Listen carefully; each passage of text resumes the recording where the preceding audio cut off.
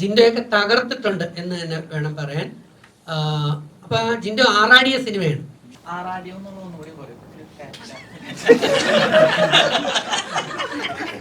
എന്റെ മോനെ, കാരണം എല്ലാവരും സ്വപ്നം കാണുന്നുണ്ട്, സ്വപ്നത്തിൽ ഏതെങ്കിലും ഒരു സുന്ദരിമാരൊക്കെ വരും എന്ന് പറയുന്ന ഒരു സ്വപ്നസുന്ദരിയാണ് ഈ ഒരു സ്വപ്നസുന്ദരി. ചില സുന്ദരിമാരെ തൊട്ടാ പോകും. അതാണ് ഈ സിനിമയിൽ കാണാൻ പോകുന്ന അപ്പോ എത്രയോ 100-200 കോടി എത്രയോ കോടികൾ ചെലവാക്കിയ പടങ്ങൾ വമ്പൻ പരാജയങ്ങളായി അല്ലേ? ഞാൻ പ്രത്യേകിച്ച് പേരെടുത്ത് പറയണ്ടല്ലോ. അപ്പൊ എല്ലാവരും നല്ലൊരു സഹകരണത്തിലൂടെ ഞങ്ങൾ ഒരു കൂട്ടായ്മയായി നമ്മുടെ എഡിറ്ററുടെ വീട്ടിൽ തന്നെ നമ്മൾ ചോറും കറിയൊക്കെ വെച്ച് ഇങ്ങനെ കൂടിയ ഒരു സിനിമയാണ് ഈ ഒരു സ്വപ്നസുന്ദരി.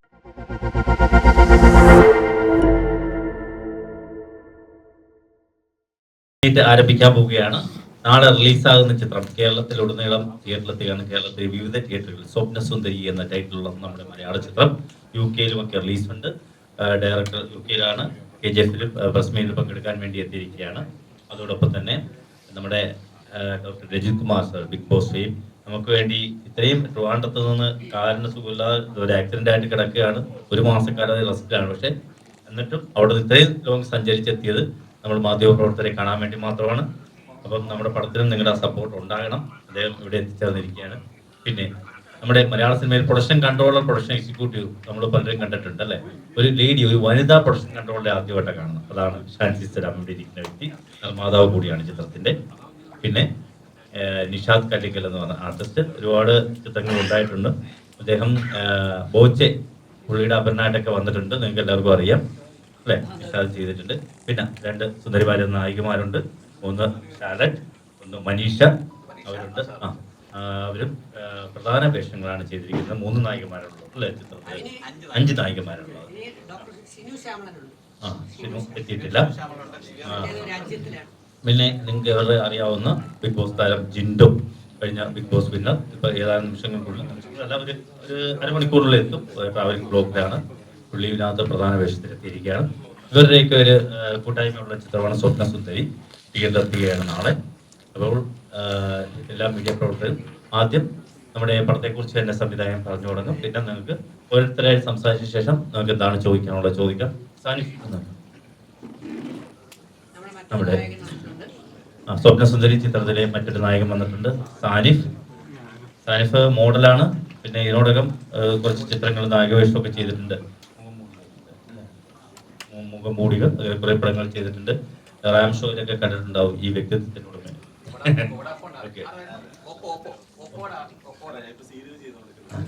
അപ്പൊ എന്തായാലും നമുക്ക് സ്വപ്നസുന്ദരിയുടെ പ്രസ് മീറ്റ് ആരംഭിക്കാം.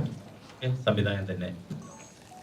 എത്രയും പ്രിയപ്പെട്ട മീഡിയ സുഹൃത്തുക്കളെ, ഒപ്പം തന്നെ നമ്മുടെ പ്രിയപ്പെട്ട രജിത് സാറ്, സാനിഫ്, ഷാൻസി ചേച്ചി, മനീഷ, ഷാർലറ്റ്, നിഷാദ് കല്ലിങ്കൽ, ഒപ്പം തന്നെ നമ്മുടെ പടത്തിന്റെ പിന്നിൽ പ്രവർത്തിച്ച ഒരുപാട് ആളുകൾ നമ്മുടെ ഒപ്പം തന്നെ ഉണ്ട്. അവർ മുന്നിൽ നിൽക്കുന്നില്ലെങ്കിലും പറയുന്നുണ്ട്. പ്രിയപ്പെട്ട എല്ലാവർക്കും ഈ പ്രസ് മീറ്റിലേക്ക് ഞാൻ സ്വാഗതം ആശംസിക്കുന്നു. ആദ്യം തന്നെ ഈ സിനിമയെക്കുറിച്ച് 2-3 വാക്ക് പറയട്ടെ. നമ്മൾ ഈ സ്വപ്നസുന്ദരി എന്ന സിനിമ ഏകദേശം ഒരു 4 വർഷം മുമ്പ് നമ്മൾ ഷൂട്ടിംഗ് ഫിനിഷ് ചെയ്തതാണ്. ഓക്കെ, 4 വർഷം മുമ്പ് ഷൂട്ടിംഗ് ഫിനിഷ് ചെയ്ത സിനിമയാണ്. അതിനുശേഷം നമ്മൾ അതിന്റെ പോസ്റ്റ് പ്രൊഡക്ഷൻ വർക്കുകളൊക്കെ തീർന്ന് ഇപ്പോഴാണ് റിലീസ് ചെയ്യാൻ പറ്റിയ സമയം എത്തിയത്. നമ്മൾ ആദ്യം ഒരു ചെറിയ റിലീസാണ് പ്ലാൻ ചെയ്തത്. പക്ഷേ അതിന്റെ ഒരു ട്രെയിലർ യൂട്യൂബിൽ 1 മില്യൺ പ്ലസ് പോയിട്ടുണ്ട്. സോങ് ഇറങ്ങിയത് ഒരു സോങ് 1 മില്യൺ പ്ലസ് പോയി. അടുത്തൊരു സോങ് ഇപ്പം 1 മില്യൺ എത്തിക്കൊണ്ടിരിക്കുന്നു.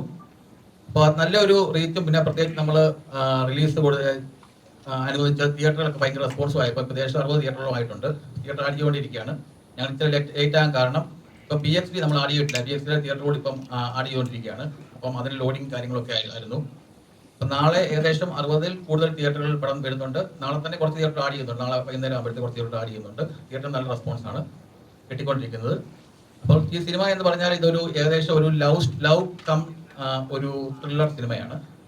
ഇതിനകത്ത് പ്രധാന വേഷം ചെയ്യുന്നത് രജിത് കുമാർ സാറുണ്ട്, സാനിഫ് അലി ഉണ്ട്, ജിൻഡോ ഉണ്ട്,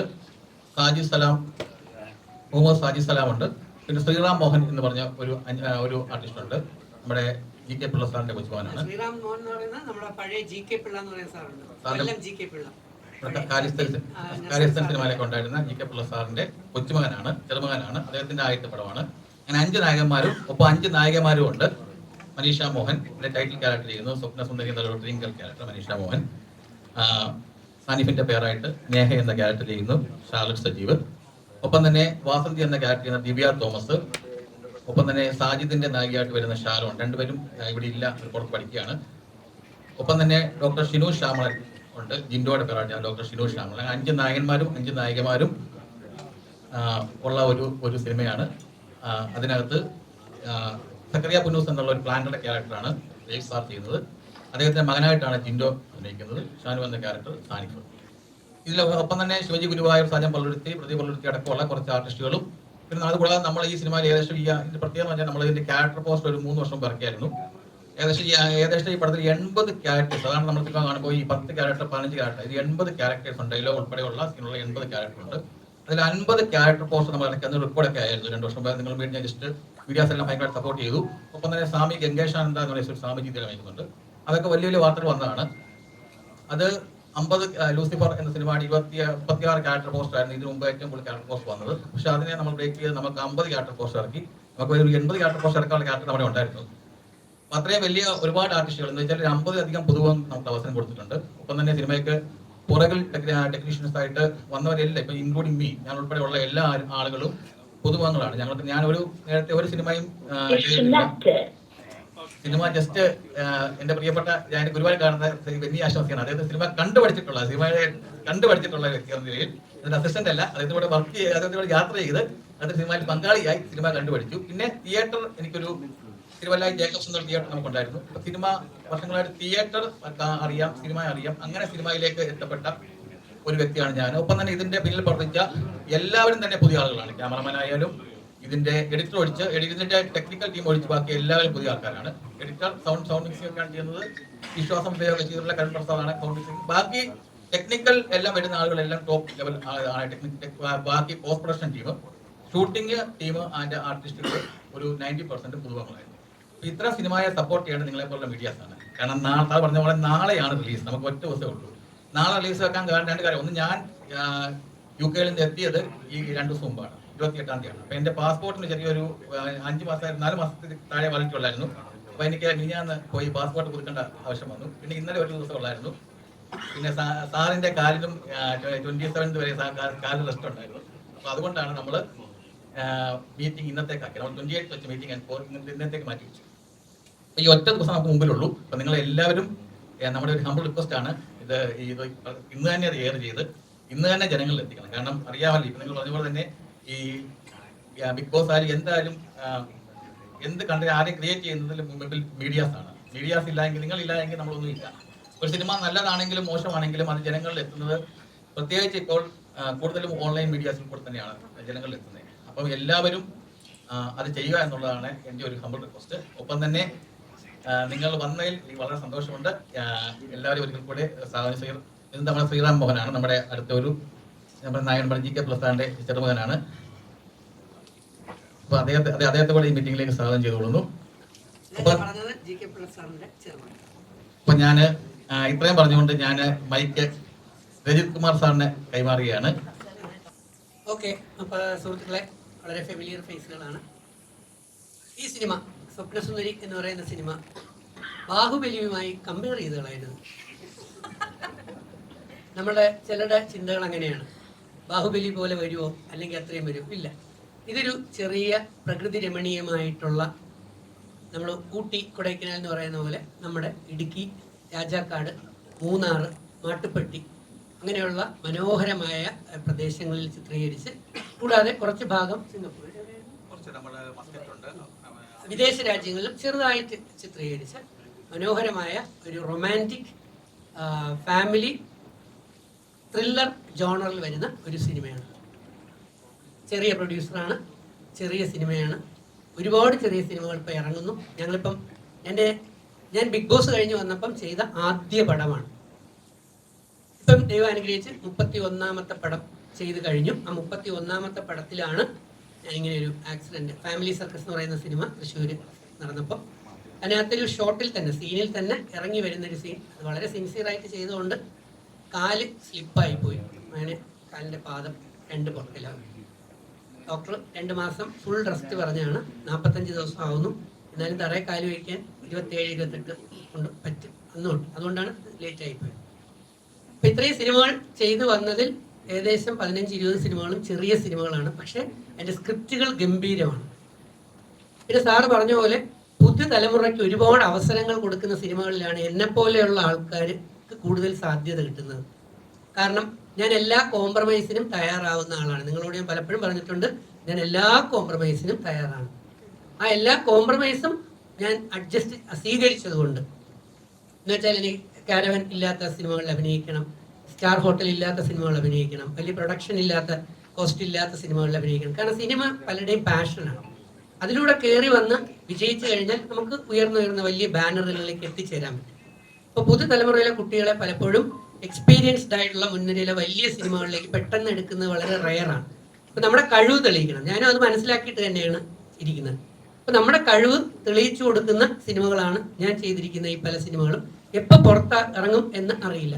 അങ്ങനെ വർഷങ്ങൾ കൊണ്ട് 2-3 വർഷം കൊണ്ട് വളരെയധികം നഷ്ടത്തിൽ, അല്ലെങ്കിൽ എൻ്റെ നഷ്ടബോധമായിരുന്നു ആദ്യം ചെയ്ത സ്വപ്നസുന്ദരി പുറത്ത് വന്നില്ലല്ലോ എന്നുള്ളത്. പക്ഷെ ദൈവം എപ്പോഴാണ് അനുഗ്രഹം ചെയ്യുന്നതെന്ന് പറയാൻ പറ്റില്ല. അത് നിങ്ങളുടെ കാര്യമായാലും എൻ്റെ കാര്യമായാലും. ഇപ്പോഴാണ് UK പോയ സാറ് മുൻകൈ എടുത്ത് പ്രൊഡ്യൂസറായിട്ടുള്ള ഷാൻസി സലാമുമായിട്ട് മുൻകൈ രണ്ടും ചേർന്ന് ഒരു യുദ്ധകാല അടിസ്ഥാനത്തിൽ വളരെ പെട്ടെന്നാണ് ബാക്കിയുള്ള പോസ്റ്റ് പ്രൊഡക്ഷൻ വർക്കുകളുടെ കുറച്ച് പെൻഡിങ് ഉണ്ടായിരുന്നു.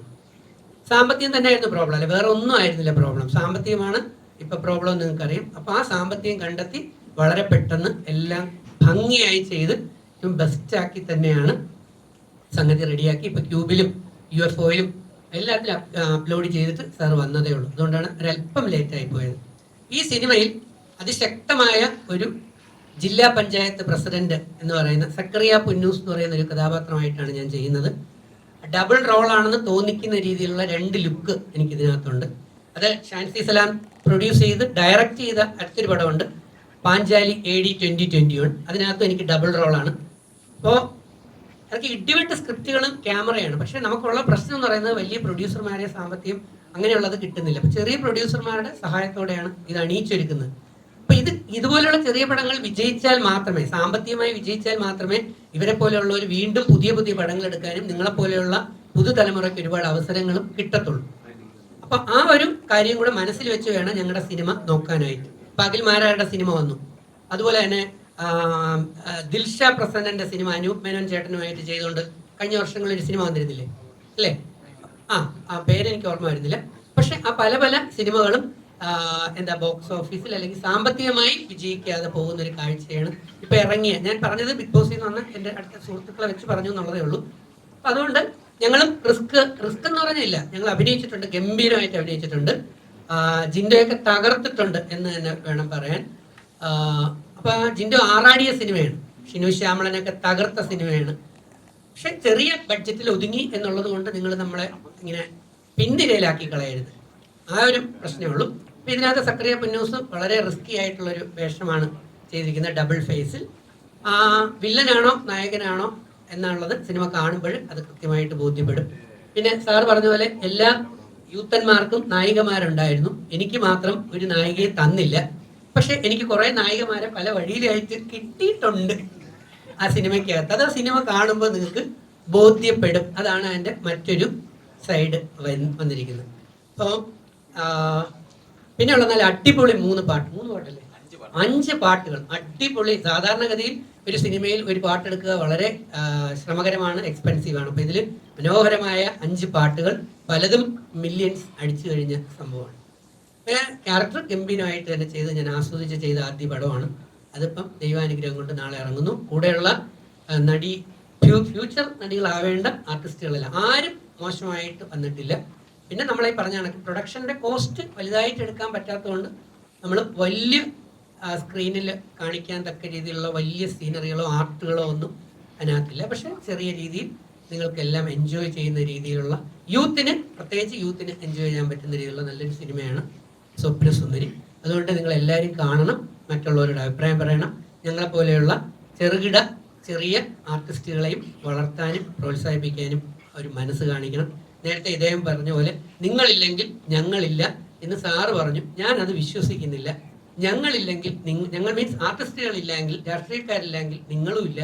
നിങ്ങളില്ലെങ്കിൽ ഞങ്ങൾക്കുള്ള പ്രൊമോഷൻ അല്ലെങ്കിൽ ഞങ്ങളുടെ വീഡിയോസ് അല്ലെങ്കിൽ റീച്ച് കിട്ടുന്ന സ്ഥലം കുറച്ച് കുറഞ്ഞു പോകും. കാരണം നമ്മൾ നോക്കേണ്ടത് സത്യൻ സാറും ജയൻ സാറും അതുപോലെ തന്നെ സുകുമാരൻ സാറും പഴയ തലമുറയിലെ നടീനടന്മാരും ഇവിടെ അഭിനയിച്ചിരുന്നു, പ്രേം നസീർ സാറും ഒക്കെ. ആ സമയങ്ങളിലൊന്നും ഇതുപോലെയുള്ള പ്രസ് മീറ്റുകളോ മീഡിയകളോ അല്ലെങ്കിൽ യൂട്യൂബറോ പ്രൊമോഷൻസോ ഒന്നും ഉണ്ടായിരുന്നില്ല. കാലം മാറി, ടെക്നോളജി കൂടി, നല്ല മനസ്സുള്ള ആൾക്കാർ ഇതൊരു പ്രൊഫഷനായിട്ട് എടുത്തു.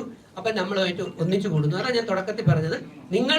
ഞങ്ങളും നിങ്ങളും അങ്ങനെ ഒരു പാലമിട്ട് ഒരുമിച്ച് മുമ്പോട്ട് പോവുകയാണെങ്കിൽ വളരെ വലിയ വിജയങ്ങൾ നമുക്ക് നമ്മുടെ നാടിനും മലയാളി പുതിയ തലമുറയ്ക്കും അത് കൊടുക്കാനായിട്ട് പറ്റും. അതുകൊണ്ട് ഇപ്പം ഇന്നത്തെ കാലത്ത് ടെക്നോളജി വളർന്നതുകൊണ്ട് നിങ്ങളൊരു അവിഭാജ്യ ഘടകമാണ്, അതിന് യാതൊരു സംശയമില്ല. കാരണം അതാണ് ഇപ്പോൾ ബിഗ് ബോസിലൊക്കെ കാണുന്നതും. അവിടെ ചെറുതായിട്ട് ചെയ്താൽ പോലും ജനങ്ങളുടെ ഇടയിലേക്ക് വമ്പനായിട്ട് കൊണ്ടുവരുന്നത് പ്രൊമോഷൻ കൊടുക്കുന്ന ആൾക്കാർ തന്നെയാണ്, അതിന് യാതൊരു സംശയമില്ല. അപ്പോൾ PR പ്രൊമോഷൻ വളരെ ഇമ്പോർട്ടൻ്റ് ആയിട്ടുള്ളതാണ്. പ്രത്യേകിച്ച് സിനിമ പോലെയുള്ള ലക്ഷങ്ങളും കോടികളും ചിലവാക്കി എടുക്കുന്ന സിനിമകളുടെ പ്രൊമോഷൻ വർക്ക് ചെയ്യുന്ന നിങ്ങൾ തന്നെയാണ്. അതുകൊണ്ട് അത് ഗംഭീരമായി തന്നെ നിങ്ങൾ ചെയ്യും. അപ്പം നമ്മൾ രണ്ടുപേരും ഒരു പാലത്തിൽ അങ്ങോട്ടും ഇങ്ങോട്ടും ഒരേപോലെ സഞ്ചരിക്കേണ്ടവരാണെന്ന് ഞാൻ വിശ്വസിക്കുന്ന ഒരാളാണ്. ശരിയല്ലേ? ശരിയാണോ? ശരി. അതുകൊണ്ടാണ് പറഞ്ഞത്, അല്ലാതെ ആരെയും താത്ത് പറഞ്ഞതല്ല. നമ്മൾ രണ്ടുപേരും ഒരു ക്ലാസിന്റെ രണ്ട് തട്ടുകളാണ്. അതുകൊണ്ട് ഇനി മറ്റുള്ളവരോട് പറയട്ടെ, പിന്നെ നിങ്ങളുടെ ചോദ്യത്തിന് ഞാൻ ഉത്തരം പറയാം. പ്രൊഡ്യൂസർ ഷാൻസി. ഒരു സെക്കൻഡ്, ഈ വണ്ടി നമ്പർ 3217 ആരുടെയാണ്? ഒന്ന് മാറ്റാവോ? 3217 കാറ്. ഓക്കെ. നമസ്കാരം, എൻ്റെ പേര് ഷാൻസി സലാം എന്നാണ്. എൻ്റെ സ്വന്തം സിനിമയാണ് സ്വപ്നസുന്ദരി എന്ന് ഞാൻ പറയുന്നില്ല. കാരണം നമ്മുടെ എല്ലാവരുടെയും സിനിമയാണ് സ്വപ്നസുന്ദരി. കാരണം എല്ലാവരും സ്വപ്നം കാണുന്നുണ്ട്, സ്വപ്നത്തിൽ ഏതെങ്കിലും ഒരു സുന്ദരിമാരൊക്കെ വരും എന്ന് പറയുന്ന ഒരു സ്വപ്നസുന്ദരിയാണ് ഈ ഒരു സ്വപ്നസുന്ദരി. ചില സുന്ദരിമാരെ തൊട്ടാ പോകും. അതാണ് ഈ സിനിമയെ കാണാൻ പോകുന്ന അപ്പൊ അതുകൊണ്ട് ജയ്സാറ് ഏതോ ഒരു സുന്ദരിയെ തൊടാൻ പോയി, പക്ഷെ അവർ ഓടിപ്പോയിട്ടുണ്ടാവും. അതുകൊണ്ടാണ് തൊട്ടാ പൊള്ളുമെന്ന് പറഞ്ഞത്, പൊള്ളിയിട്ടുണ്ടാവില്ല. അപ്പൊ ഞങ്ങളുടെ ഒരു കുറെ വർഷം മുമ്പുള്ള, ഞാൻ സിനിമ ഇൻഡസ്ട്രിയിൽ ആദ്യമായിട്ടല്ല, ഇപ്പോ 30 വർഷമായി സിനിമ ഇൻഡസ്ട്രിയിൽ. ഞാൻ ആർട്ടിസ്റ്റായിട്ട് വന്നതാണ്. ഇപ്പോൾ എൻ്റെ സ്വന്തമായിട്ടുള്ള പ്രൊഡക്ഷനാണ് SS പ്രൊഡക്ഷൻസ്. ആർട്ടിസ്റ്റായിട്ട് വന്നു, കൺട്രോളറായി, പ്രൊഡ്യൂസറായി, ഇപ്പോൾ ഡയറക്ടറുമായി. അങ്ങനെ ഒരു പട്ടം തന്നെ ചാർത്തി ഇപ്പോൾ. അപ്പോൾ അങ്ങനെയുള്ളൊരു സിനിമയാണ് ഈ ഒരു സിനിമ എന്ന് പറയുന്നത്. ഇതിനകത്ത് ഒരു സ്കൂളിലെ അധ്യാപകനായ KJ ഫിലിപ്പ് സാറ് ഞങ്ങൾ കൂടിയിരുന്ന് ഒരു കൊച്ചു ആലോചനയിലൂടെ റോയിറ്റ എന്ന് പറയുന്ന റോയി ചേട്ടൻ തന്ന ഒരു സ്ക്രിപ്റ്റ് വെച്ചിട്ട് ഞങ്ങൾ ആലോചിച്ച് ഉണ്ടാക്കിയെടുത്ത ഒരു സിനിമയാണ്. അതിനകത്ത് ഒരാൾ ഡയറക്റ്റ് ചെയ്യുക, അടുത്തയാൾ പ്രൊഡ്യൂസ് ചെയ്യുക, അടുത്തയാൾ കൺട്രോൾ ചെയ്യുക, അങ്ങനെ വന്ന ഒരു കൂട്ടായ്മയിലൂടെ വന്നതാണ് ഈ ഒരു സിനിമ എന്ന് പറയുന്നത്. സാറ് വ്യക്തമായിട്ട് പറഞ്ഞല്ലോ, എനിക്ക് മുൻ പരിചയങ്ങൾ ഒന്നുമില്ല സിനിമ ചെയ്തിട്ട് എന്ന് പറഞ്ഞു. അത് ഞങ്ങളുടെ പരാജയമല്ല, അത് ഞങ്ങളുടെ വിജയമായിട്ടാണ് ഞാൻ കാണുന്നത്. കാരണം ഒരു കണക്ക് അധ്യാപകനാണ് KJ ഫിലിപ്പ് സാറ്. സാറിന് ഈ പടം ചെയ്തു കഴിഞ്ഞപ്പോൾ തന്നെ സാറിന്റെ സ്കൂളിലെ അധ്യാപകരെല്ലാവരും സാറിന് പ്രത്യേകം അഭിസംബോധന ചെയ്ത് സംസാരിച്ചിട്ടുണ്ടായിരുന്നു. കാരണം ഒരു കണക്ക് മാഷെ കണക്ക് മാത്രം പഠിപ്പിക്കാനല്ല, ഇങ്ങനെയും കൂടിയുള്ള ഒരു കല സാറിന്റെ ഉള്ളിലുണ്ട് എന്ന് തെളിയിച്ച ഒരു ഇതാണ് സ്വപ്നസുന്ദരി. അപ്പോൾ അങ്ങനെ ഒരു കൂട്ടായ്മയുടെ ഫലമാണ് ഇന്ന് ഈ 4 വർഷം കഴിഞ്ഞിട്ട്. അപ്പൊ 4 വർഷം ഈ സാധാരണ സിനിമകളൊക്കെ ചെയ്ത് കഴിഞ്ഞാൽ ഒന്നെങ്കിൽ പ്രൊഡ്യൂസർ പണിക്ക് പോകും, അല്ലെങ്കിൽ നടിമാരുടെ പണിക്ക് പോകും, അല്ലെങ്കിൽ നടന്മാര് പോകും, കൺട്രോളർ പോകും, ഇങ്ങനെയൊക്കെ പോകും. അത് നമുക്ക് കാണാം. ഞാൻ ഇത്രയും വർഷത്തെ എക്സ്പീരിയൻസോട് നിങ്ങളോട് പറയുന്നതാണ്. അതൊന്നുമില്ല. നമ്മൾ പടം ചെയ്തു, നല്ലൊരു എഡിറ്ററായി കൊടുത്തു, അത് എഡിറ്റ് ചെയ്തു, അവിടെ വെച്ചു, നമുക്ക് പൈസ ഉണ്ടായിരുന്നില്ല. പിന്നീട് നമ്മൾ ആലോചിച്ചു ഇത് എപ്പോൾ ഇറക്കാൻ പറ്റും എന്ന് ആലോചിച്ചു. കൊറോണ കത്തി നിൽക്കുന്ന ഒരു സമയത്താണ് നമ്മൾ ഈ പടം ചെയ്തത്. എന്ന് വെച്ചിട്ടുണ്ടെങ്കിൽ നമ്മള് ശാന്തംപാറ, പൂപ്പാറ, ചതുരംഗപ്പാറ, ഇങ്ങനെയുള്ള കുറെ പാറകളിലൂടെ നമ്മൾ നടന്ന് കാട്ടിലൂടെയുള്ള ആനകളെയൊക്കെ കണ്ട് പേടിച്ച് വിറച്ച്, അപ്പൊ അങ്ങനെയുള്ള സംഭവങ്ങളൊക്കെ കഴിഞ്ഞാണ് നമ്മൾ ഈ സ്വപ്നസുന്ദരി ചെയ്തത്. കാരണം ഷൂട്ടൊക്കെ ചെയ്യുമ്പോൾ ഒരു സൈഡിൽ നമുക്ക് മിസ്റ്റ് കാരണത്താൽ ആനയെ കാണുന്നുണ്ടായില്ല. ഷാർലറ്റൊക്കെ ഡാൻസ് കളിക്കുന്ന സമയത്ത് ഷാർലറ്റിന്റെ ബാക്കിൽ ആനയായിരുന്നു. സത്യത്തിൽ ആനയുണ്ടെന്ന് പറഞ്ഞാൽ കുട്ടി പേടിച്ചു ഓടും. അതുകൊണ്ട് ആനയുണ്ടെന്ന് പറയാതെ അങ്ങനെ നല്ല വിഷ്വൽസ് ആണ് ഞങ്ങൾക്ക് കിട്ടിയിരിക്കുന്നത്. കാരണം നമ്മൾ എത്ര കാശ് കൊടുത്താലും കിട്ടാത്ത ഒരു ലൊക്കേഷനാണ് നമുക്ക് കിട്ടിയിരിക്കുന്നത്. അതൊക്കെ നമ്മുടെ ഒരു പ്ലസ് പോയിന്റ് തന്നെയാണ് ഇതിനകത്ത്. അപ്പൊ അങ്ങനെ അത്ര മനോഹരമായിട്ട് നമ്മൾ ചെയ്തിട്ടുണ്ട് എന്നുള്ളതാണ് ഞങ്ങളുടെ എല്ലാവരുടെയും നല്ല അഭിപ്രായം. കാരണം നിങ്ങളും കണ്ടു കഴിഞ്ഞപ്പോൾ പറയുമായിരിക്കും ഈ വിഷ്വലൊക്കെ, കാരണം കാശ് കൊടുക്കാതെ കിട്ടിയിരിക്കുന്ന വിഷ്വലാണ്. നമ്മളൊരു മാനേജറെ വെച്ചിട്ടോ ലൊക്കേഷൻ നോക്കിയിട്ടോ ഒന്നുമല്ല. നമ്മളുടെ കഥയുമായിട്ട് നമ്മൾ ഹൈറേഞ്ച് എന്ന് പറയുന്ന ഭാഗത്തേക്ക് ചെന്ന് കഴിഞ്ഞപ്പോൾ അവിടെയുള്ള നല്ലവരായ നാട്ടുകാർ നമ്മളെ ഉൾക്കൊണ്ടു. ഇങ്ങനെ കൊറോണയാണ്, നമുക്ക് ഒരു പരിമിതി ഉണ്ട് എന്ന് പറഞ്ഞപ്പോൾ ആ പോലീസ് സ്റ്റേഷനിലെ ആളുകളാണെങ്കിലും ആ ആളുകളെല്ലാം നമ്മളോട് സഹകരിച്ച്, നാട്ടുകാരൊക്കെ സഹകരിച്ച് നമ്മൾ അവിടെ ഒരു ഇലക്ഷൻ വർക്ക് തന്നെ നടത്തി. അപ്പൊ എല്ലാവരും നല്ലൊരു സഹകരണത്തിലൂടെ ഞങ്ങൾ ഒരു കൂട്ടായ്മയായി നമ്മുടെ എഡിറ്ററുടെ വീട്ടിൽ തന്നെ നമ്മൾ ചോറും കറിയൊക്കെ വെച്ച് ഇങ്ങനെ കൂടിയ ഒരു സിനിമയാണ് ഈ ഒരു സ്വപ്നസുന്ദരി. ആരും ഇങ്ങനെ സിനിമയുടെ പശ്ചാത്തലങ്ങളോ അതിന്റെ ഉൾവശങ്ങളോ ഒന്നും ആരോട് തുറന്നു പറയില്ല. കാരണം ഒരു വീട്ടിൽ നമ്മൾ കൂടുക എന്ന് പറയുന്നത് തന്നെ വലിയൊരിതാണ്. കാരണം അവിടെ നമ്മൾ ഈ തണുപ്പ് കോരിച്ചൊരിയുന്ന തണുപ്പത്തും നമ്മൾ എല്ലാവരും ഒറ്റക്കെട്ടായിട്ട് നിന്ന് നമ്മുടെ സാഹചര്യങ്ങൾ കൊണ്ട്, കാരണം 2 വണ്ടി കൂടുതൽ റോഡിലൂടെ പോകാൻ പറ്റാത്ത ഒരവസ്ഥയിലാണ് നമ്മൾ ഷൂട്ട് ചെയ്തെന്നുള്ളതാണ് ഇതിന്റെ കാര്യം. കാരണം അത്രയ്ക്ക് പോലീസ് പ്രൊട്ടക്ഷനോട് കൂടി നമ്മുടെ ആർട്ടിസ്റ്റുകളെ മാത്രം റോഡിൽ ഇറക്കി നമ്മൾ വർക്ക് ചെയ്ത ഒരു സിനിമയാണ്. അതുകൊണ്ട് ആ ഒരു ആത്മാഭിമാനത്തോടു കൂടിയാണ് ഞാൻ പറയുന്നത്, ഈ ടീം സ്വപ്നസുന്ദരി എന്ന് പറയുന്ന ഈ ഒരു സിനിമയുടെ ക്രൂ മെമ്പേഴ്സ് എല്ലാവരും നല്ല രീതിയിൽ ഞങ്ങളോട് സഹകരിച്ചു, ഒരു കുടുംബം പോലെ. അപ്പൊ സഹകരിച്ച എല്ലാവർക്കും എൻ്റെ പ്രത്യേകം നന്ദി ഞാൻ ഈ അവസരത്തിൽ പറയുകയാണ്. കൂടാതെ ഞങ്ങളാക്കുന്നത് എല്ലാം മീഡിയയാണ്. കാരണം മീഡിയ ഇല്ല എങ്കിൽ, മീഡിയയോട് തല്ലുപിടിക്കാനല്ല, മീഡിയ ഇല്ല എങ്കിൽ ഞങ്ങളൊന്നും ഇല്ല. കാരണം ഞാനും ഒരു മീഡിയ പ്രവർത്തകയാണ്, എനിക്കൊരു മെമ്പർഷിപ്പ് ഉണ്ട്. അപ്പൊ അതുകൊണ്ടാണ് ഞാൻ പറഞ്ഞത് മീഡിയ ആണ് മാക്സിമം നമ്മളെ പ്രൊമോട്ട് ചെയ്ത് വലുതാക്കേണ്ടത്. അപ്പോൾ നിങ്ങളുടെ എല്ലാവരുടെയും അകമഴിഞ്ഞ ഒരു പ്രവർത്തനം ഈ സ്വപ്നസുന്ദരി ടീം അംഗങ്ങൾക്ക് അത്യാവശ്യമാണ്. നിങ്ങളത് തരുമെന്നുള്ള പ്രതീക്ഷയിലാണ്. ഷിജിൻ എൻ്റെ ബെസ്റ്റ് ഫ്രണ്ടാണ്, കുറെ വർഷങ്ങളുടെ ബന്ധമുള്ളതാണ്. അപ്പോൾ തരുമെന്നുള്ള പ്രതീക്ഷയിൽ ഞാൻ നിർത്തുന്നു. ഓക്കെ. ഹായ്, എൻ്റെ പേര് ഷാർലറ്റ് സജീവ്. അപ്പം സ്വപ്നസുന്ദരിയെ പറ്റി പറയുകയാണെങ്കിൽ ഫാമിലി മൂവിയാണ്, സാർ പറഞ്ഞതുപോലെ തന്നെ. പിന്നെ ഇതെൻ്റെ സെക്കൻഡ് മൂവിയാണ്.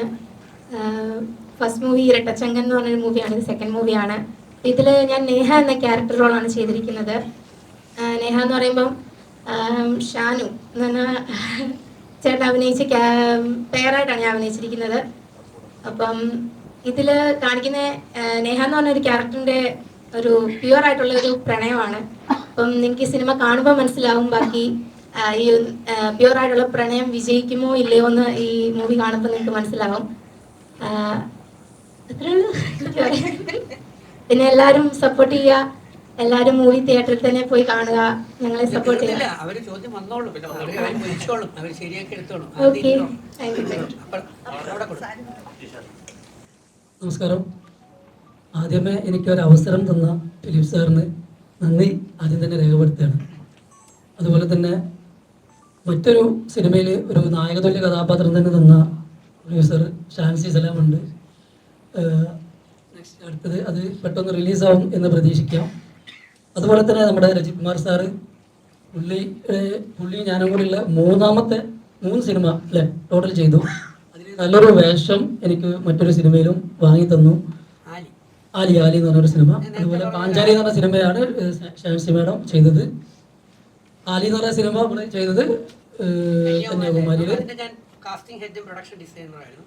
ഞാൻ ബിഗ് ബോസിൽ പറഞ്ഞ പോലെ തന്നെയാണ്, നമ്മൾ എന്നോടൊപ്പം എന്നെ കഴിവുള്ള രീതിയിൽ താഴെയുള്ള ആർട്ടിസ്റ്റുകളെ വളർത്തിക്കൊണ്ടുവരിക, അങ്ങനെ അതിൽ ക്യാരക്ടറായിട്ട് അദ്ദേഹത്തെ ഉപയോഗിച്ചു. പിന്നെ ഇതൊരു ചെറിയ സിനിമയാണ്. ഈ ചെറിയ സിനിമയിൽ ഒരുപാട് പൈസക്ക് പ്രാധാന്യം ഇവർ പറഞ്ഞു. പക്ഷെ ഫിലിപ്പ് സാറ് എനിക്ക് 1 രൂപ പോലും എൻ്റെ കയ്യിൽ നിന്ന് വാങ്ങിയിട്ട്, കുറേ ആളുകൾ സിനിമയ്ക്ക് ചാൻസ് ചോദിക്കുന്ന സമയത്തേ അങ്ങോട്ട് പൈസ ചോദിക്കും. 50,000 തരുമോ, 1 ലക്ഷം തരുമോ, 2 ലക്ഷം തരുമോ എന്നൊക്കെ. എത്ര പൈസക്ക് പ്രശ്നങ്ങൾ ഉണ്ടായിട്ട് പോലും ഒരാളെ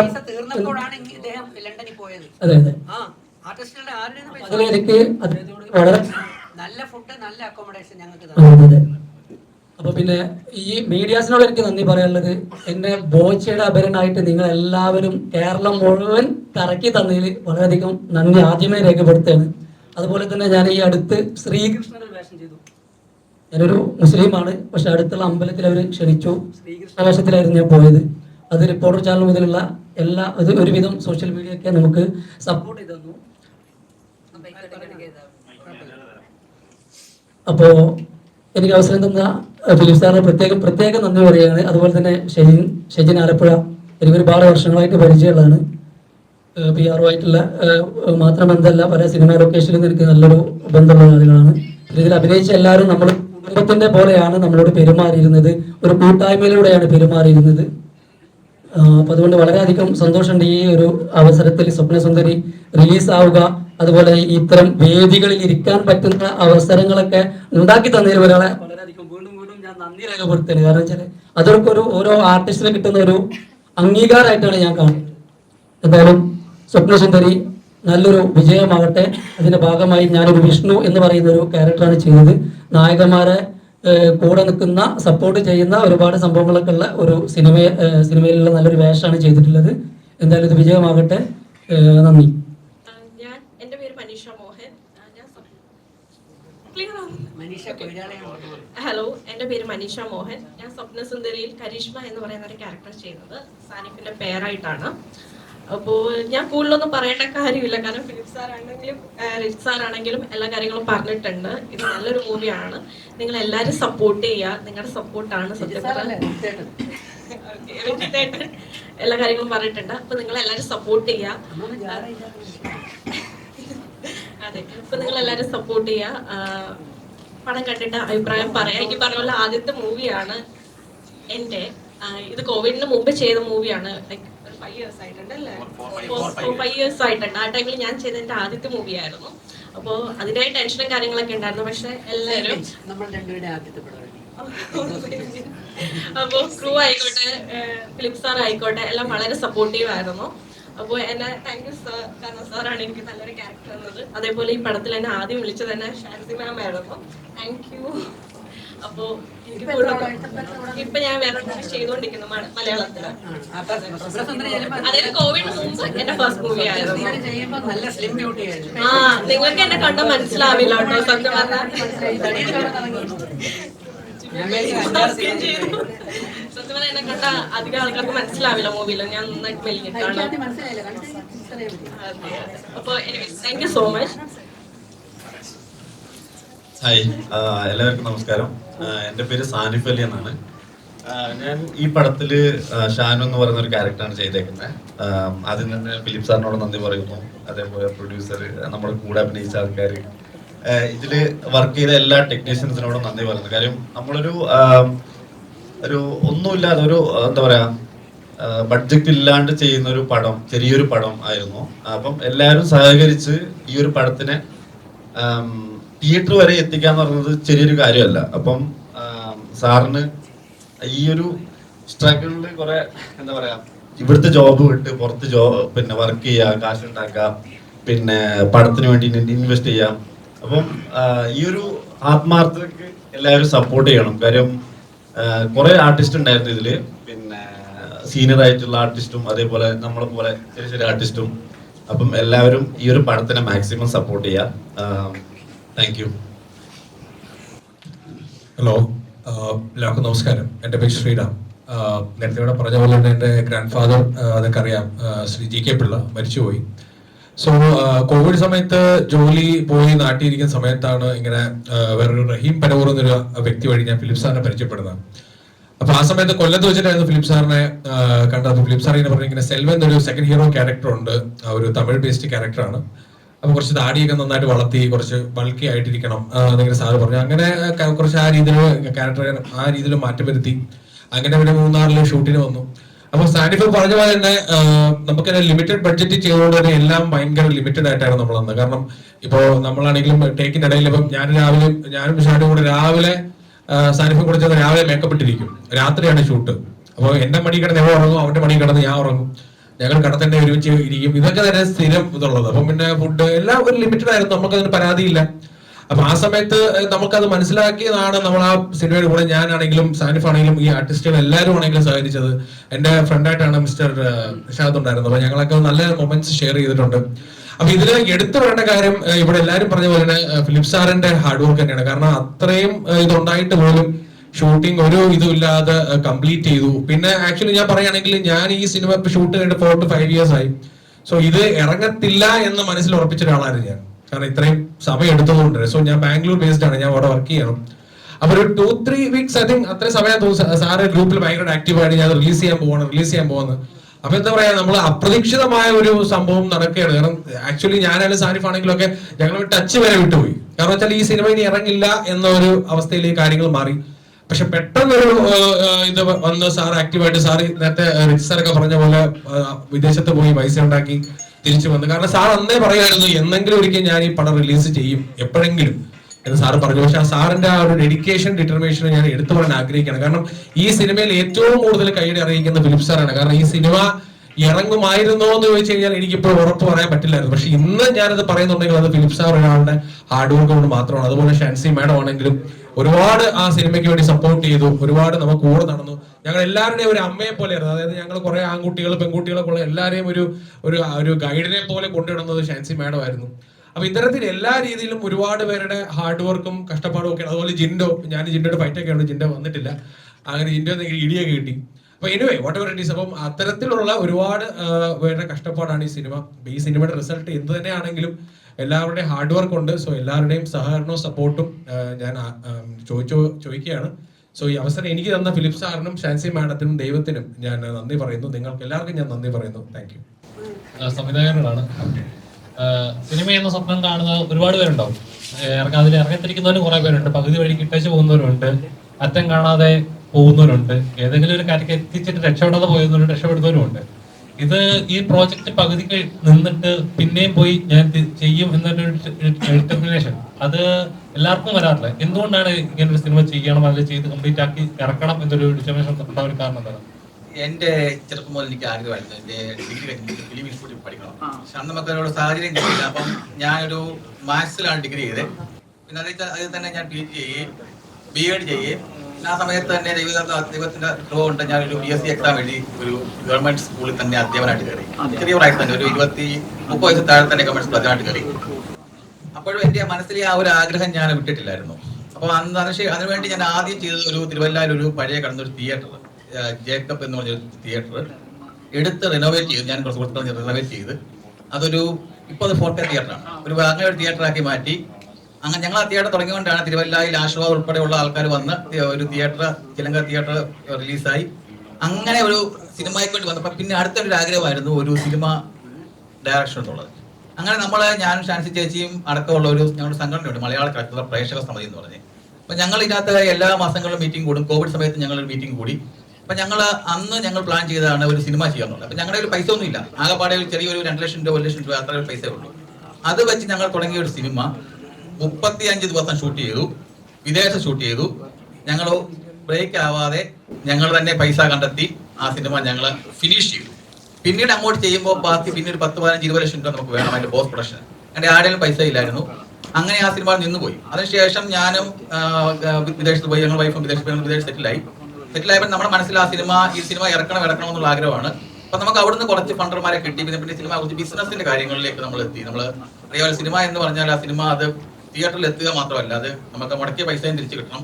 അപ്പൊ അങ്ങനെ നമ്മൾ കുറെ ആളുകളുമായിട്ട് സഹകരിച്ച് ഈ സിനിമയ്ക്ക് ഒരു മാർക്കറ്റ് ഉണ്ടെന്നും ഇതിന്റെ പാട്ടുകൾ തന്നെ നമ്മൾ 2004 വർഷം മുമ്പ് ഇറക്കിയാണ്. ഒരു പാട്ട് അന്ന് തന്നെ 1 മില്യൺ ആയി. ഈ സാനിഫും ഈ മനീഷയും ഷാർലറ്റും വിളിച്ച അരികത്തായ അഴക എന്ന പാട്ട് പണ്ട് കേട്ടോ, വലിയ ഹിറ്റ് പാട്ട്. അരികത്തായ അഴക ജസ്റ്റ് ലിറിക്കൽ വീഡിയോ മാത്രമല്ല, നമ്മളത് കളറിങ് ചെയ്യാതെ ജസ്റ്റ് വിഷ്വൽസ് വെച്ച് ലിറിക്കൽ വീഡിയോ ചെയ്തു. അന്ന് 1 മില്യൺ പ്ലസ് പോയി. അപ്പൊ അതുകൊണ്ട് ഈ സിനിമയ്ക്ക് ഒരു മാർക്കറ്റ് ഉണ്ട് എന്ന് മനസ്സിലാക്കി. രജിത് സാർ എപ്പോഴും പറയുമായിരുന്നു നമുക്ക് ഈ സിനിമ ഇറക്കണമെന്ന്.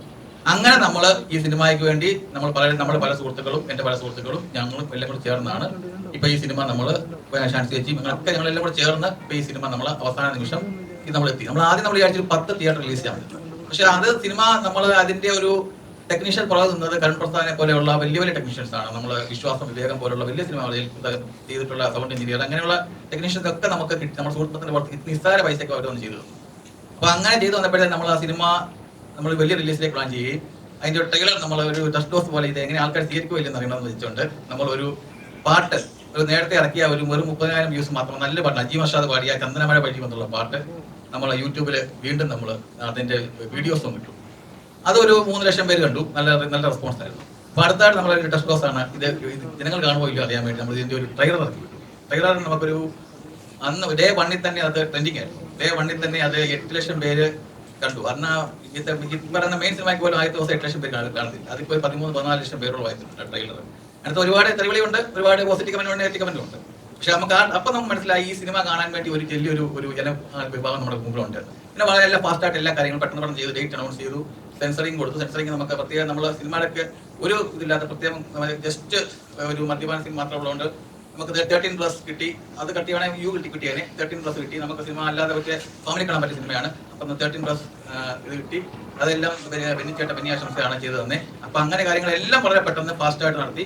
ഇപ്പം നമ്മൾ തിയേറ്ററിൽ എത്തിയാണ്. നമ്മൾ ആദ്യം 30 തിയേറ്ററാണ് ഈ 2, അപ്പോൾ 10 കഴിഞ്ഞ് 30 അവസാനം ഇന്നലെ ഞാൻ 44 തിയേറ്ററിൽ ലിസ്റ്റ് ഇട്ടു. ഇന്നും തിയേറ്റർ ആടി, ഇപ്പം സെക്കൻഡ് തിയേറ്റർ ആടിക്കൊണ്ടിരിക്കുകയാണ്. ഇപ്പോൾ 50-55 തിയേറ്റർ ആയിട്ടുണ്ട്. നാളെ മിക്കവാറും റിലീസ് 50-60 തിയേറ്റർ ആയിരിക്കും. നാളെ വൈകിട്ടാകുമ്പോൾ മിക്കവാറും 100 തിയേറ്റർ ആയിരിക്കും. അപ്പം അങ്ങനെ ഒരു കോൺഫിഡൻസ് ഉണ്ട് ഇതിന്റെ. അപ്പോൾ ഈ സിനിമ നിങ്ങളുടെ സഹകരണമാണ്. നിങ്ങൾ ഈ സിനിമ ഇതിനെപ്പറ്റിയുള്ള വാർത്തകൾ കൊടുക്കുക. ഈ സിനിമ ഒരു വൻ വിജയമാക്കാൻ വേണ്ടി എല്ലാവരും ശ്രമിക്കുക.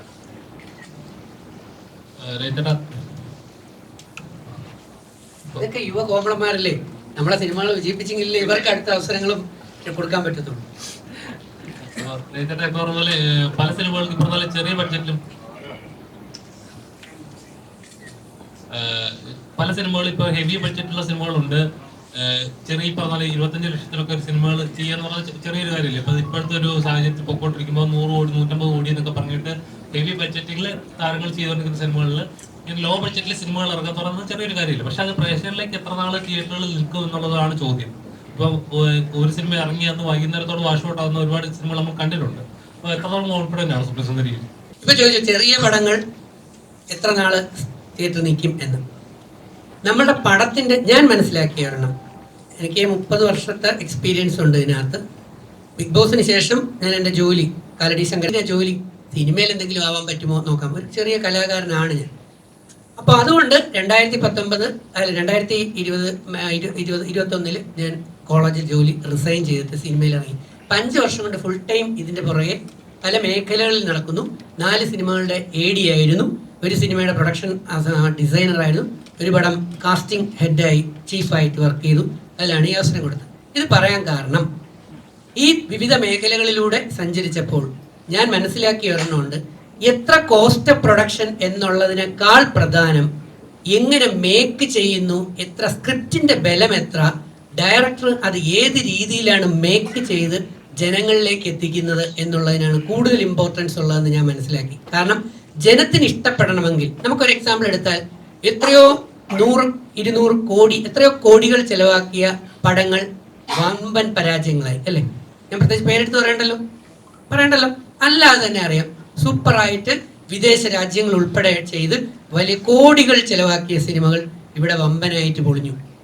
എന്നാൽ വാഴ പോലെയുള്ള ചില പുതുതലമുറ കുട്ടികളെ വെച്ചുകൊണ്ട് അല്ലെങ്കിൽ ആർട്ടിസ്റ്റുകളെ വെച്ചുകൊണ്ട് ചെയ്ത അത് വെച്ച് കമ്പയർ ചെയ്യുമ്പോൾ ഉള്ള ചെറിയ പടം സൂപ്പറായിട്ട് വിജയിച്ചു. വാഴയിലുള്ള കഥ നമുക്കെല്ലാം അറിയാമെന്നുള്ളതാണ്. പക്ഷെ അത് എങ്ങനെ മേക്ക് ചെയ്തു എന്നുള്ളതിനനുസരിച്ചാണ് ആ പടം ഹിറ്റായത്. ശരിയല്ലേ?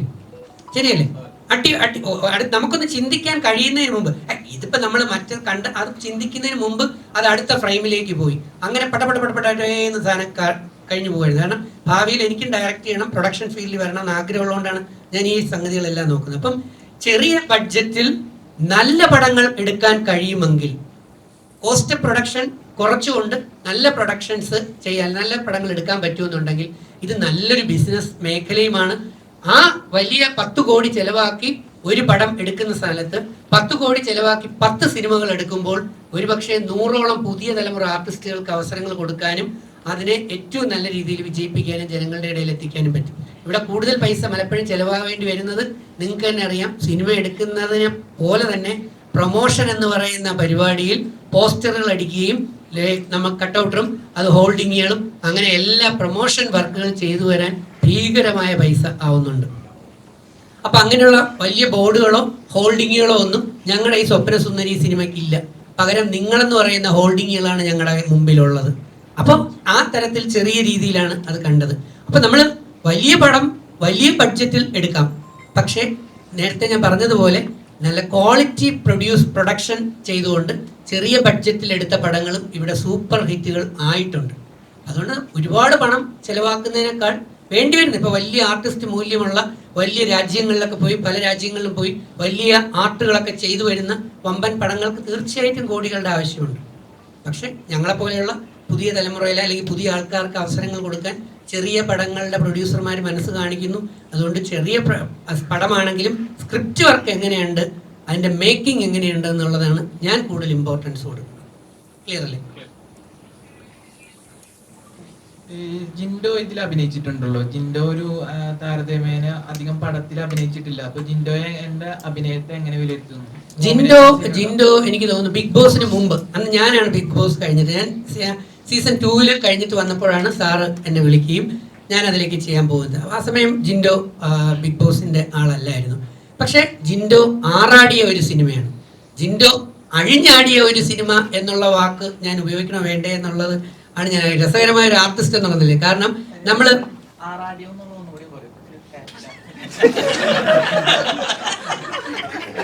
എന്റെ മോനെ, ജിൻഡോ എന്ന് പറയുന്ന ആർട്ടിസ്റ്റിന്റെ പെർഫോമൻസ് എങ്ങനെയുണ്ടെന്നല്ലേ നീ ചോദിച്ചത്. അതിന് ഏറ്റവും ബെസ്റ്റ് വാക്കാണ് ഞാൻ പറഞ്ഞത്. പലരും ഇപ്പം പറയുന്നു ജിൻഡോ നേരെ ചെയ്യൂല, ജിൻഡോ അങ്ങനെ ചെയ്യില്ല, ജിൻഡോ പെർഫോമൻസ് മോശമാണ്, ജിൻഡോ മസിൽ പിടിച്ചിരിക്കുന്നത്. പക്ഷേ സ്വപ്ന സുന്ദരി എന്ന് പറയുന്ന ഒരു സിനിമ നീ വന്ന് പോയി കണ്ടുനോക്ക്. ജിൻഡോയും ഡോക്ടർ ഷിനു ശ്യാമളനും കൂടെ പെർഫോം ചെയ്തിരിക്കുന്ന ഓരോ ഫ്രെയിമുകളും കണ്ടാണ്ടല്ലോ നിങ്ങൾ ഇരിക്കുന്ന സീറ്റിൽ നിന്ന് എണീച്ചു പോകും. ആ കണക്കിന് ആറാടിയ പടമാണ് ജിൻഡോ. ജിൻഡോ എന്ന് പറയുന്ന ഒരു സൂപ്പർ ആർട്ടിസ്റ്റ് എന്ന് പറയുന്ന ജിൻഡോയുടെ പല കഴിവുകളും പുറത്ത് നേരിട്ട് കാണാൻ അവസരം കിട്ടിയ ഒരാളാണ് ഞാൻ. അതുകൊണ്ട് ജിൻഡോ ബിഗ് ബോസിൽ കണ്ട ജിൻഡോ അല്ല, നല്ലൊരു കലാകാരനാണ്. അദ്ദേഹത്തിന്റെ അന്ന് ഈ ബിഗ് ബോസിന്റെ ഇമേജ് അതിനകത്ത് അദ്ദേഹത്തിന് ഇല്ലായിരുന്നു. ഇപ്പം അദ്ദേഹത്തിന് ബിഗ് ബോസിന്റെ ഇമേജ് ഉണ്ട്. രണ്ടും രണ്ട് തരമാണ്. പറഞ്ഞു മനസ്സിലായോ? ആ ഇമേജ് എനിക്കപ്പോൾ അപ്പോഴും ഇമേജ് ഇല്ല, ഇപ്പോഴും ഇമേജ് ഇല്ല. ഞാൻ അങ്ങനെ ഇമേജ് നോക്കുന്ന ആളല്ല. കാരണം ഞാൻ വളരെ ലോയിൽ നിന്ന് താഴെ നിന്ന് കയറി വന്ന ആളാണ്. ഞാൻ എപ്പോഴും ആ താഴത്തെ തട്ടിലെ ആൾക്കാരുടെ കൂടെ നിൽക്കാനും കൂടാനും കമ്പനി കൂടാനും നടക്കുന്ന ആളാണ്. നമുക്കൊരു ഇമേജിന്റെ ചട്ടക്കൂട്ടുകളും താല്പര്യമില്ല. സാധാ പാവപ്പെട്ട ഒരു മനുഷ്യനാണ്. അന്നും ഇന്നും എന്നും അങ്ങനെയായിരിക്കും. പക്ഷെ ഇപ്പം ജിൻഡോക്ക് ഇമേജുകളുണ്ട്. പക്ഷെ അന്ന് ഒരു ആർട്ടിസ്റ്റ് എന്നുള്ള നിലയിൽ ഞാൻ പോസിറ്റീവാണ് പറയുന്നത്. ഏറ്റവും ഗംഭീര പെർഫോമൻസ് ആയിരുന്നു ജിൻഡോയിൽ നിന്ന്. ഈ സ്വപ്ന സുന്ദരിയിൽ ജിൻഡോ അഭിനയിച്ച ആ പെർഫോമൻസ് ലെവലിൽ ഇപ്പൊ ജിൻഡോ എന്നോടൊപ്പം 3 സിനിമകളിൽ അഭിനയിച്ചിട്ടുണ്ട്. ഇപ്പോഴത്തെ ഇപ്പൊ ഞങ്ങൾ ചെയ്തുകൊണ്ടിരിക്കുന്ന ഫാമിലി സർക്കസ് എന്ന് പറയുന്ന ഒരു സിനിമ, ദേവതം എന്ന് പറയുന്ന സിനിമ, അതിൽ ഞാനാണ് വില്ലൻ ദേവതത്തിൽ. അപ്പൊ ഈ സിനിമകളിലൊക്കെ ജിൻഡോയുടെ പെർഫോമൻസ് ഞാൻ നോക്കിയപ്പോൾ സ്വപ്ന സുന്ദരിയിൽ കണ്ട അത്രത്തോളം റേഞ്ചിലേക്ക് ജിൻഡോ എത്തിയതായിട്ട് എനിക്ക് തോന്നുന്നില്ല. അപ്പം ബിഗ് ബോസിന് മുമ്പ് ജിൻഡോ നല്ലൊരു ആർട്ടിസ്റ്റ് ആയിരുന്നു. ബിഗ് ബോസിന് ശേഷം നമുക്കിനി ഇറങ്ങാനിരിക്കുന്നതേ ഉള്ളൂ ആ സിനിമകൾ. അതുകൊണ്ട് ഞങ്ങളൊക്കെ എൻജോയ് ചെയ്തതായിരുന്നു അല്ലേ സാറേ? ഡാൻസ് പോലും ആരും പഠിപ്പിച്ചു കൊടുത്തില്ല. ഒന്ന് പറഞ്ഞു കൊടുക്കുന്നതിന് മുമ്പ് അല്ലേ ജിൻഡോ കാലൊക്കെ തൂക്കി കോരിയൊക്കെ അടിച്ചു അല്ലേ? അയാൾക്ക് ഭയങ്കരമായിട്ട് അവർ തമ്മിൽ ഡാൻസും ഡ്യുവറ്റുകളും പിന്നെ വെള്ളത്തിൽ ചാട്ട് ഞാൻ കൂടുതൽ പറയുന്നില്ല. അതിനകത്ത് എന്താ പറയാ, നല്ല അടിപൊളിയായിട്ട് ആണ് ജിൻഡോ ചെയ്തിരിക്കുന്നത്. പിന്നെ ജിൻഡോ അതൊന്ന് കുറച്ച് ആർട്ടിസ്റ്റ് എന്നുള്ള നിലയിൽ എനിക്ക് കുറച്ച് പറയാൻ പറ്റത്തില്ല. ഞാൻ രസകരമായി അത് പ്രസന്റ് ചെയ്തു എന്നുള്ളതാണ്.